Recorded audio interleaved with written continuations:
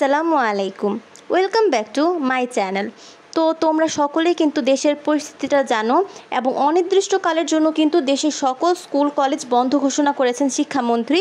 এবং কথা হচ্ছে যে তোমাদের এইচএসসি পরীক্ষাটা স্থগিত হবে কি না।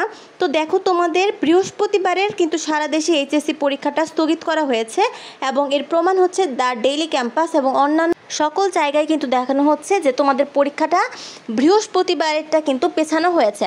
এখন কথা হচ্ছে যে তোমাদের পরীক্ষাটা আগামীতে বা আরও এই পরীক্ষাটা স্থগিতের তারিখ আরও বাড়বে কি না। তো এটা দেখো, দেশের পরিস্থিতি বিবেচনা করে পরবর্তীতে কিন্তু সিদ্ধান্ত আসবে যে আসলেও পরবর্তীকালে তোমাদের পরীক্ষাটা আবার পেছানো হবে কি না। তো এইটাই কিন্তু মোটামুটি আজকের পর্যন্ত আপডেট, যে পরীক্ষাটা কিন্তু তোমাদের বৃহস্পতিবারে সারা দেশে এইচএসসি পরীক্ষা স্থগিত এবং সারা দেশের স্কুল কলেজ কিন্তু বন্ধ ঘোষণা করা হয়েছে। তো আজকে মোটামুটি এই পর্যন্তই। অন্য কোনো আপডেট পেলে তোমাদেরকে অবশ্যই জানিয়ে দেওয়া হবে ইনশাল্লাহ। সেই পর্যন্ত সুস্থ থাকো, ভালো থাকো। আসসালামু আলাইকুম।